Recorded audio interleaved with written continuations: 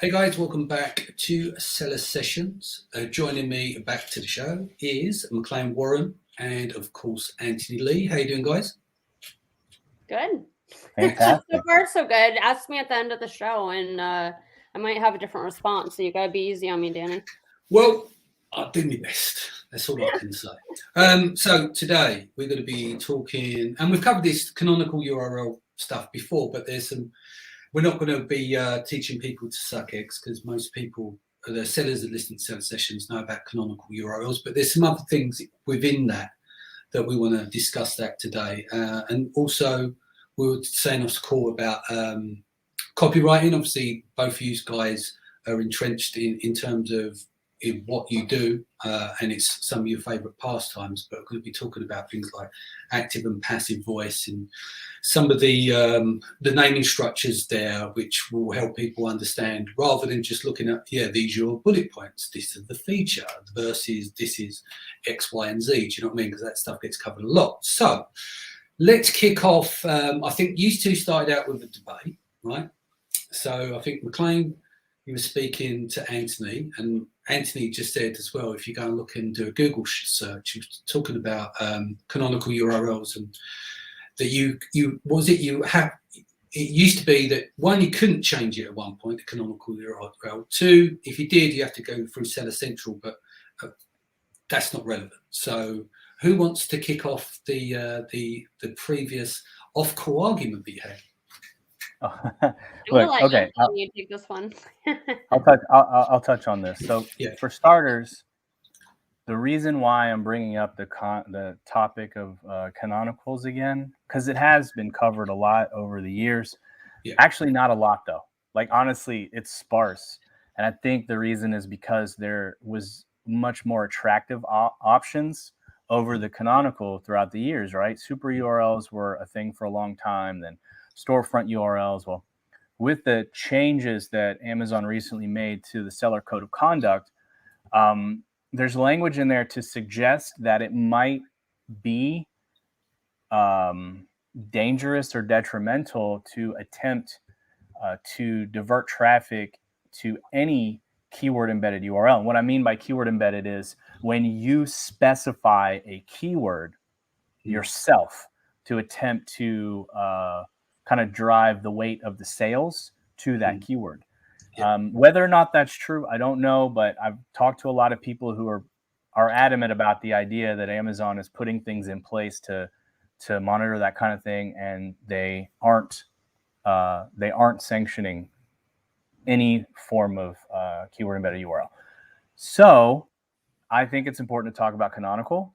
If that is the case, if it turns out to be true and we see people suspended and stuff, then in about 2 or 3 months, everybody's going to start talking about the canonical.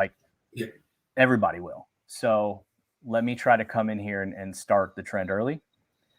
And what are we talking about the canonical? Well, because it's so sparse and people haven't talked about it a lot, there's some confusion about not what it is. Most of your listeners know what it is, but how to change it. This URL may be the only URL that has a keyword in it that Amazon sanctions. And if that is true, then it's kind of important that the keywords that are in this URL are the right ones. The only difference is, mate, and we must be clear on this, is the US versions of Code of Conduct versus the Canadian one. Have you read the difference between the two? The US tells you if you do this, we'll get you suspended. And whereas the Canadian one says, if you even think about it, we're going to suspend you. If you read the copy the way it comes across. Check it out. Code of conduct on both sides, and have a bit of a laugh, But I'm going to. Thank you. So, but anyway, that further points to the idea that if you don't have a keyword with a URL with keywords in it, then the canonical is your option. Problem is there's a lot of people that believe that Amazon strictly decides what that canonical is. You can't change it without getting Seller Central involved. It seems a little complex. Like I looked for some stuff on the internet and I found an article where, a guy was very adamant about the fact that you have to get Seller Central involved because they have to do all these 301 redirects and it's really complex. And So when I started selling in 2014, when you changed the title, the canonical changed. And I think it was that way for a couple of years. But somewhere along the way, it changed. I didn't know this because, I mean, who cares about the canonical when you've got all these other URL options? Coming back to it now, though, I tested that, and that's true. If you change the title, the canonical doesn't change. Like, it's not an automatic thing that's only dependent on the title now. So the question then becomes, okay, well, is there any truth to the fact that you have to get Seller Central involved? Well, no, I figured out how to do it. It's not exactly the most desirable situation, especially for established listings, but you can change the canonical URL. So I'll tell you how, and then kind of talk about why that might be important. If you force a reindex, which you don't have to delete the listing, it's actually not hard. Change the title to like maybe one word, put a period in the first bullet, and then delete the rest of the bullets and delete the description. Leave it like that for about 12 hours. You'll come back and you'll see the canonical has changed because Amazon was like, whoa, this listing used to index for a bunch of keywords that aren't there anymore. We've got to re-index it. Then go back in with your optimized title and change everything back. 12 hours later, you'll see that it's changed again. The old method that Viral Launch taught of putting your most important 5 keywords before a dash still seems to mostly work. Every now and again, you might be off a word. Sucks if that word is an important one to your. And do they appear in the chronological order, or they're adjusted? Say again? Do they appear in the same order as they are presented? Most of the time. So the canonical is probably not. Amazon's probably not going to switch the word order, which is the reason why this is important. But sometimes they'll leave off one word and then pick another, like a random one after the dash. One thing that everybody needs to be aware of, numbers, they will not include in the canonical. So if like you sell, like one of the products that I sold, for example, was 720 degree swivel faucet aerator. 720 did not appear in it. So numbers do not count. They're going to be words, and they will keep them in order. Now, why is this important? Well, if anybody's familiar with the research that Bradley Sutton at Helium 10 has done with the Maldives honeymoon, phrase being intact it's important because over time, Amazon takes time to actually stitch together long tails. And sometimes in the very beginning, especially when, index just happened, relevance is almost on like a time period, a countdown, and you don't have the time for Amazon to like divine the fact that this phrase with, one word here at the beginning and one word at the end actually needs to be together. So you jumpstart that by having the phrase intact in the first place. It immediately jumpstarts relevance as soon as indexing occurs. And that's the reason why the intact phrasing is important. And that might be a good enough reason for you to look at your canonical and go, crap, this needs to be changed. If we're going to launch this product, if we're going to push promotions, which Amazon sanctioned promotions are still allowed. You don't have, it doesn't have to be rebates. And we can't use a manipulated URL, but we have to use canonical. Then we need to have a nice long tail phrase that breaks down into short tails that makes sense in the order that it's in our canonical URL to the best of our ability. And that might be why you'd want to change it. Cool. McClain, what was you saying about when you delete the canonical URL? Was it you were referencing that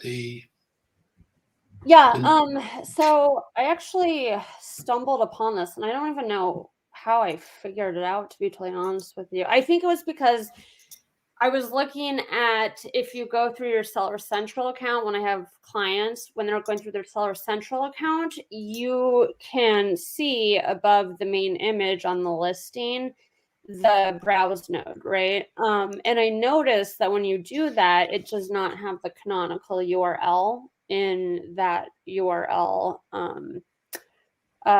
in the URL essentially. So what I just to mess with it, and again, it's important to note that if you are in Seller Central and you click on your listing, you will see your browse node at the top of your listing. But if you happen to be on Amazon, just looking around or whatever, and you're on your listing or someone else's listing, if you delete the section of the canonical URL, automatically it will essentially pop up the browse node. Now, this isn't necessarily super important for people that already know what browse node they're in. The reason it's important is because if you don't know what browse node you're in, and as Anthony mentioned in our conversation earlier, that sometimes based on your keywords, Amazon might switch the category you're in. And they won't say anything to you ever. You what? And they won't say anything to you ever if they do that. Like you will not know. Right. So yeah, I mean, obviously it's important for you to understand what browse node you're in, and we'll get into relevancy later. But even more importantly to me, and this is why I find it especially important, if you're looking at your competitors, right? It's important to understand what browse node they are in, because that's going to establish the relevancy of their keywords. It's going to establish why, if it makes sense for you to use the same keywords as them based on the category they're in. So for example, if you are selling, those kids sun tents that you can take to the beach or whatever. Well, that is a good example of, you could be in sports and outdoors, you could be in kids furniture, you could be in the baby section. So it's really important, if you're doing your research on your competitors, to understand what browse nodes they're in, because that's going to be relevant to when you check out what keywords they're using. So anyway, it's just a really cool trick to, again, know what browse node you are in, but also where your competitors are. Yeah, indeed. Where do you want to go with this now? We're going to go into the relevant side, Anthony? Or is it McClain who's going to speak about the relevant side?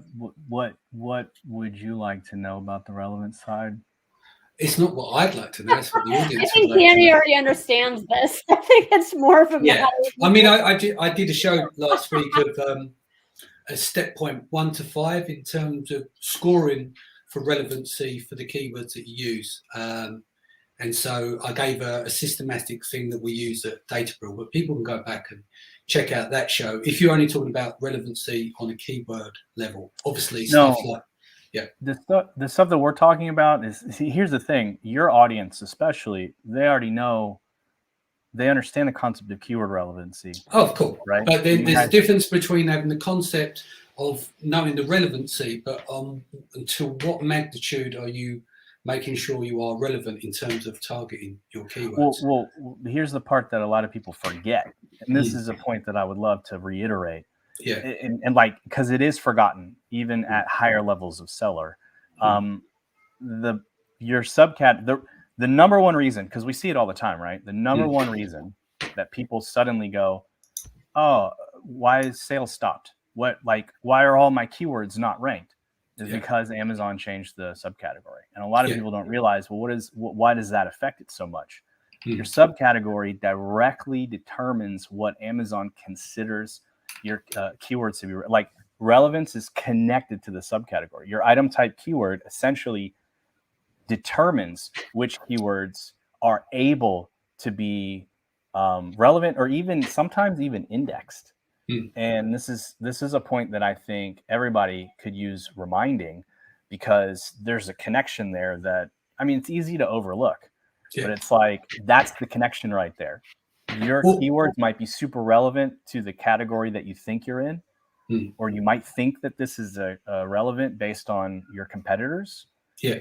But if for whatever reason Amazon doesn't see it that way, it's not going to be a matter of, oh, well, I'm a little less relevant. It's like, no, literally, Amazon doesn't think that this product deserves to be on browse pages for all the keywords that you think it should be. Yeah. like at all. And the other thing is, even if you've got the science literature as well for A9, I mean, general product search, you break it down, the query category score, the hunger score, and then the in-category relevance score. Mm-hmm. It's in the algorithm in terms of the science papers, in what A9 is all about. Like, and I've covered this on the shows. I know I gave you the data and you've worked on it as well, Anthony, and took it to your interpretations, but it breaks down in there, like completely. So it's not just what's the word? It's not just some people going, I feel that this does this, or I feel that does it. It's built that way. Yeah. It's 3 parts to it in terms of a product search. You go to Amazon, you do a search, it's scored in 3 different categories. Yeah, and going further down that rabbit hole, there's a difference between the relevance of the keyword for as it pertains to your product from the homepage search and in category, because in category relevance is different than the way Amazon scores it after a hunger score is concerned. And that, I mean, like, and most people don't even realize that. Most people don't realize, because we call it the honeymoon period, but in terms of A9 terms, it's the dead start. That's what the hunger score is, part of the process. That is required. What do we do with listings that no one's ever heard of and float them to the top effectively in Amazon FBA language, right? Mm-hmm. That's how they operate. And then there's also the override as well, because you see that Dora Sonorica, one of the ladies who's is one of the faces of A9, who've done presentations like the Joy of Search and stuff like that. There's so many things that we discuss in our world from an Amazon FBA perspective, and then there's A9. So we need to make sure that these are blended and that people do understand. It's like, if you look at the science literature, relevance obviously plays a massive part in terms of relevant keywords. Then you've got in-category relevance, and then you've got the query score of that relevance, which is also going to be based on clicks, time on page and stuff, which is like leads to, the steps that we call like a conversion on the continuum. So you've got micro credits that go through to the full. And this is why when people do add to cart in the sophisticated way, used to anyway, not so much now, because not many people have that level of sophistication, because you just can't go on Upwork and start doing add to cart, because that shit just doesn't work, right? That's just like Toy Town, Fisher Price stuff. But it's just, anyway, going on a rant. Go on. So here's the thing, though. I don't want to diminish all of that, especially given the amount of work that both of us have done on that topic. But sometimes I feel like people get lost in the sauce of understanding all the technicals. Yeah. The truth of the matter is, most of those technicals are taken care of if you just focus on speaking to humans. And on that, I'd like to pass the microphone to McClain so that she can talk about active voice versus passive voice, which is a key factor in speaking to humans. I will, but I am going to circle back for a second. And this is in line with talking to humans versus relevancy. And Anthony and I actually recently dealt with a client who and I'm not going to out them based on what they're selling, but I'll just use the baby tent analogy. Essentially, within this person's title and their images and stuff, they were trying to be everything to everyone, right?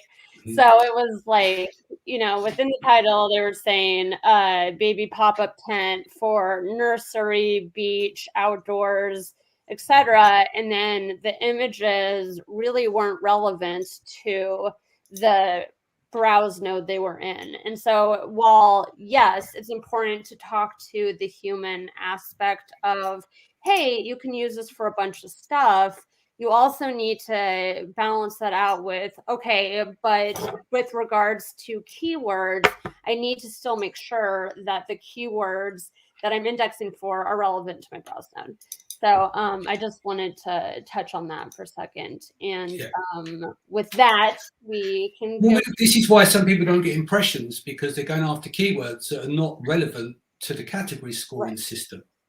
That's why it simply doesn't index as well, because it's not relevant. It doesn't fall into A9 scoring system or whatever they do on the back end. Obviously, that's changing every day, and obviously they're using machine learning. It's beyond our capabilities to even comprehend or compute any level to understanding what goes on. But if you take a 10,000 feet view and look down, that's why when people don't get unable to index, it's a big chunk of that is down to the lack of relevance or their perceived relevance. And one of the, going back to McClain's example, one of the problems that you might have, because we're kind of looking at the blend between speaking to the algorithm and speaking to the human. One of the problems is if you try to appease everybody and be everything to everybody, you're confusing Amazon's algorithm. Is this a baby tent? Is this a beach tent? Like Amazon's algorithm is very sophisticated, but it's not so sophisticated that's going to be able to look at concepts and realize this. You can't do what the human mind can do. It can do grunt work. It can do mathematics, but it can't do what we do. We're still far more complex. Humans are still far more complex than the machinery of AI in lateral thinking and stuff. It will catch up one day until we're literally cloned. This is where we are. So the machines are there to do a job for a specific set of tasks. Above those tasks, above those programming tasks that have been given, other than the variables that get thrown up from the programming of engineers to put into the system, what you're left with is that our eyes are safer to look at something versus the machine in most cases. We just can't do it volume 24 hours a day, 7 days a week. Yep. Right. So, McClain, step up. Step into the plate. Shifting gears, talking about relating to humans, right? Because at the end of the day, I always say keywords get you found, but copywriting converts sales, right? Like, I mean, essentially keywords are just the GPS, but that doesn't mean it's going to convert to sales. So it's really important that you are essentially using copywriting as a way of converting that sale. And I think most of us know the difference between benefits and features. I think that's kind of a pretty common thing that most people talk about in the Amazon space. So obviously, and just to reiterate, if whoever's listening or watching isn't 100% sure, benefits explain how a product benefits you in your life, right? So people only purchase things for two reasons, literally, to better their life or make their life easier. That's the only reason they do it, right? So while it's important to establish the features of your product to buttress your benefits, you really need to focus on bringing people into your copywriting and establishing the importance of the product by, again, explaining, how does this better my life? How is this going to make my life easier, right? And so far too often, what I see as a copywriter is people using adjectives all the time. And this goes into the difference between passive voice and actionable voice, essentially. So a passive voice would be, and I know I've used this, before on your show, Danny, but I think that's a really good analogy. If you are, for example, selling a really comfortable reclining chair, it's really easy to fall into the habit of saying, oh, the chair is really comfortable. It has this kind of thread count. It reclines back, it's made of leather. Those are all descriptors of the chair. In that case, you're using passive voice because you're using adjectives to explain it. But that's still not explaining to people why it betters their life, right? So in this case of the reclining chair, it's really good to make people feel more attached to that chair by explaining how they'll actually feel if they use it, right? Mm-hmm. So things like, hey, like at the end of a hard day, when you slink into this couch because you've been working 12 hours, you literally won't want to move because it's, it just hugs you. Something like that. Those are verbs that you're using to give the listener or the reader a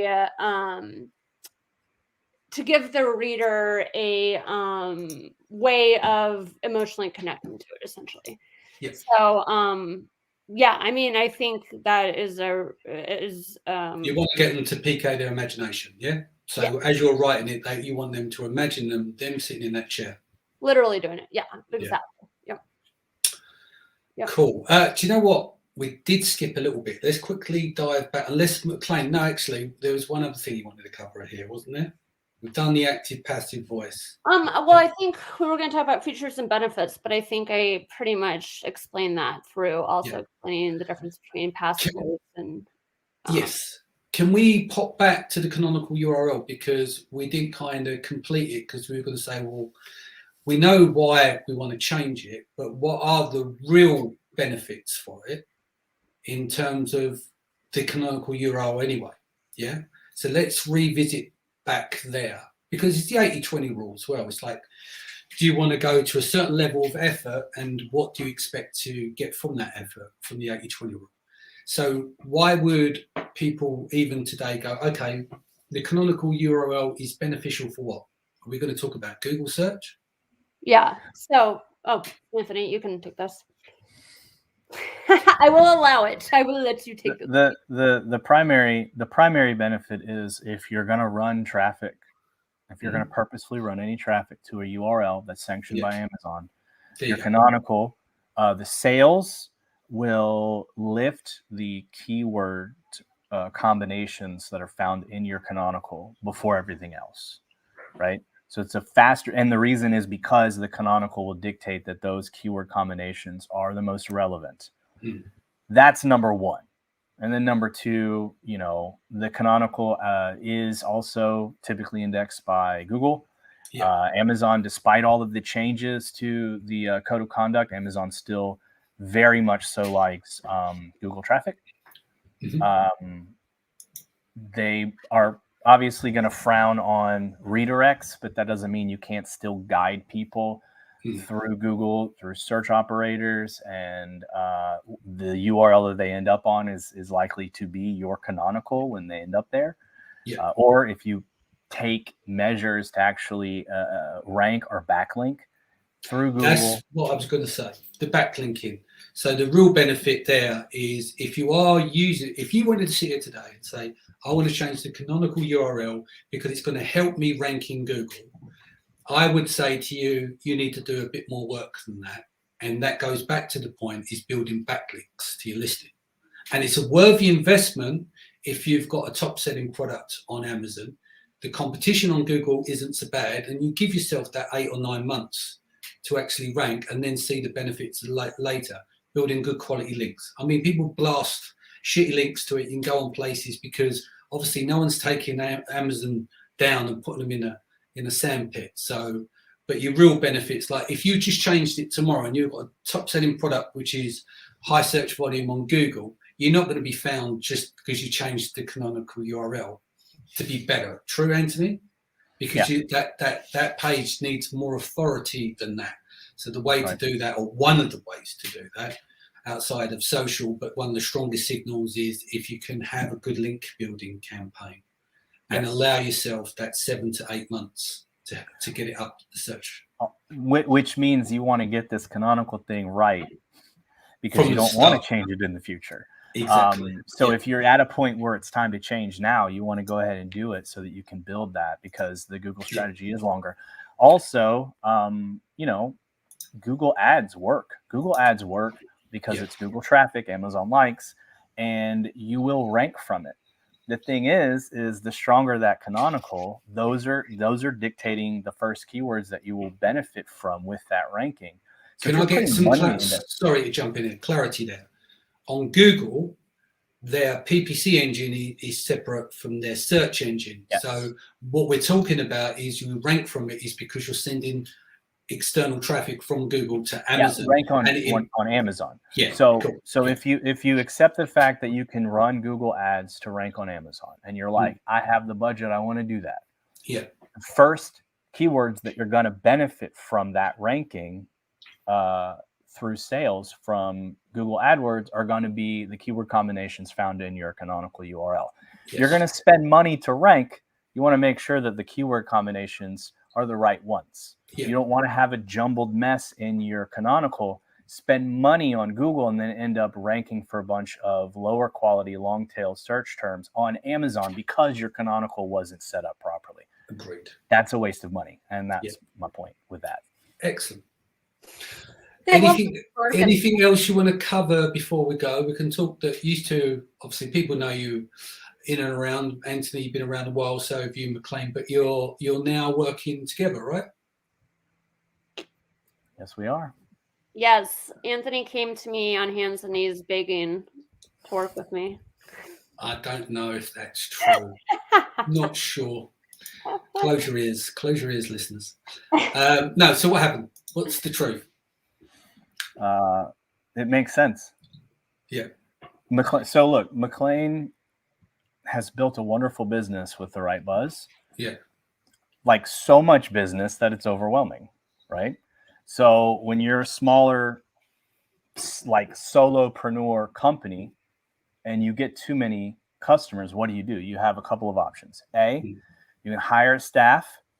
B, you can outsource, or C, you can try to find synergy. You hire staff, this is expensive, and what happens if the hires don't work out, right? How many people in this space are good at both writing and understanding the higher level thinking on Amazon that a lot of people, like your listeners are? You can outsource, but then it's like, it's not you doing the work. Now, finding synergy is when you find somebody you can work with and 1 + 1 = more than 2. And I think that's what we've established here, right? McClain has and I think it's fair to say is that you specialize. I know you copyright as well, Anthony. McClain, copywriting is your thing. And I think it's kind of difficult for a lot of, and I don't mean this in a disrespectful way because it's their world. I'll split off the example just to land it. But if you're a really good copywriter, it doesn't mean that you've got the equal level of copywriting as you do on the technical side of ranking, for instance, right? But your job as a copywriter or a listing optimizer is that you have specific seats are filled on the team. Yeah, right. It's a bit like when a full scale Amazon agency will go to a PPC agency. They'll know that PPC is one of their weaker points because they have so much to do on the agency side unless they've got a dedicated team that excel PPC. Yeah, so that's why I was trying to give an example there. So you two coming together, you're bringing in the best of both worlds because that's what's going to benefit with the clients, and you got someone who's really dialed in on that side as well, so you complement each other. Yeah, and just to specify, I know you didn't mean it the way you did, but you said as a listing optimizer, and while yes, that is definitely something that we specialize in, it's that's what I mean. You play to your strengths. What I'm saying is you can't be phenomenal. One person can't be phenomenal at dozens of things. They're normally phenomenal at one thing, and then they're really good at something, and then they're not so good at something. Do you see what I mean? It's kind of what you do is you just find that synergy is like how many people in the space like Anthony. Do you know what I mean? Of what he does with ranking, and because that's been his main focus. So to paint that picture. Yeah, McClain is a phenomenally better writer than I am. Like she tells a story, hands down. I know she tells a story much better than I can. Yeah, I can absolutely dissect and experiment on the fly. Yeah, things about the algorithm and what happens under the hood of Amazon. A lot of the conclusions that I've come to, McClain has also come to, but not as quickly as me. I'll figure it out in 30 minutes. Like I will know exactly what's going on and everything about why it's happening.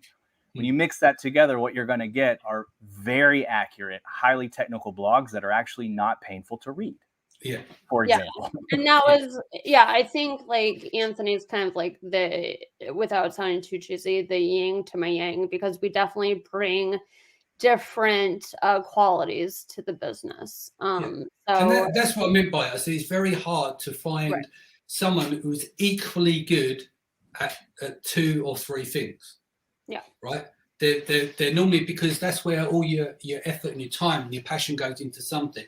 and then you're good at something else. Yeah, but it's very difficult to do that, and that's why I think it's hard for full-based agencies. Like we're good at on the PPC side, but we're going to be shit at loads of other stuff.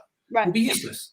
Do you know what I mean? And it's no point. So we just double down and focus on that end of the Amazon spectrum. I'm my hero. You're so good. I'm far from it. I'm I'm okay at a load of bits and pieces. Shit at a lot of stuff. Don't get me started on the count. Well, and not to get super deep or off topic, but I think what you just said, Danny, everyone should apply to their business, which is understanding your strengths and your weaknesses. Exactly.